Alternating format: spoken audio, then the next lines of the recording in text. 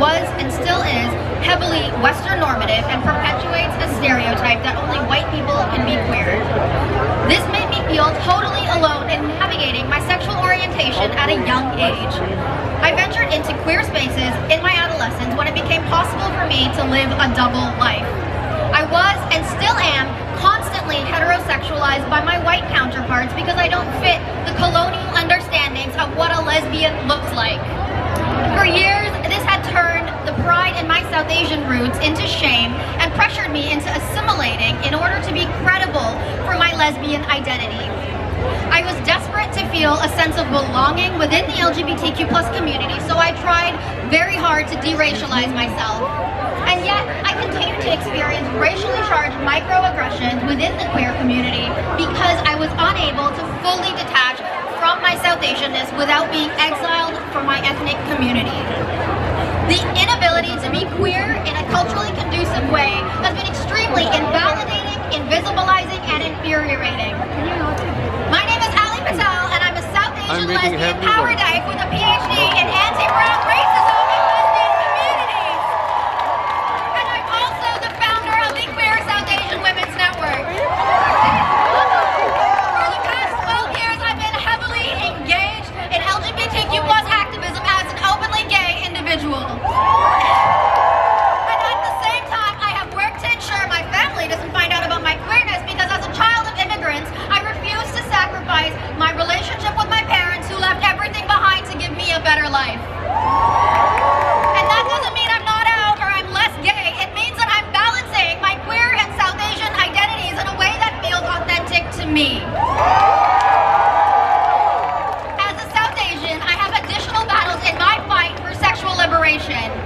As a queer person, I need to fight for acceptance in heterosexual society. And as a gay woman, I need to fight for my space in male-dominant LGBTQ+ communities. And as a South Asian queer woman, along with my fellow queer East Asian, Pacific Islander, Hispanic, Middle Eastern, Black, Indigenous, and people of color, we need to fight for both of our sexual and racial identities to coexist in LGBTQ+ spaces. We are all of our identities, and we must be understood as a comprehensive whole. And yet, my sexuality is too often decided for me. When I walk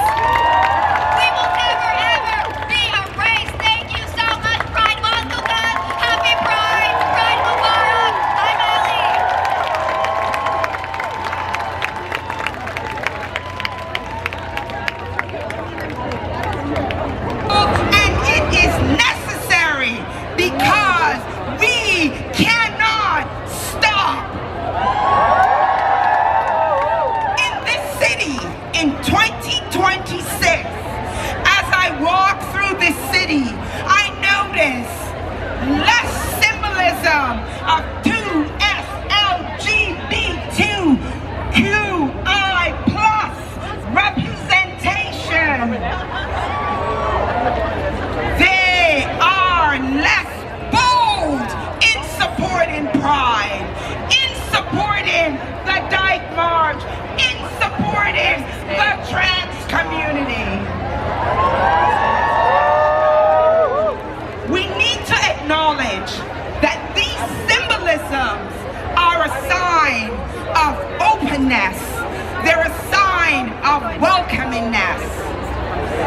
In the 21st century, as I stand here in this moment, we're seeing an attack on gender rights, global erosion of 2SLGBTQI rights.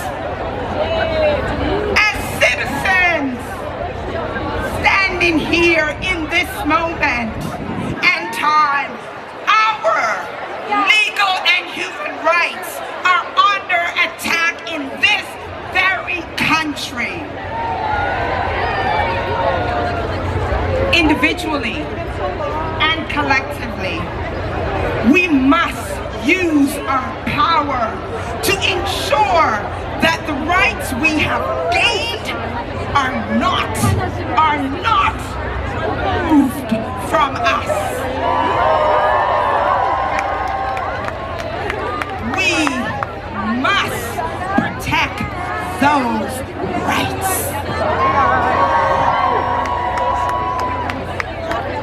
Remember, we are standing on the shoulders of our LGBTQ+I families who have fought hard for our rights to be standing here. I'm going to take you a little bit back in history. The first Dyke March in the city of Toronto took place on October 17, 1981. It was organized by Loot, which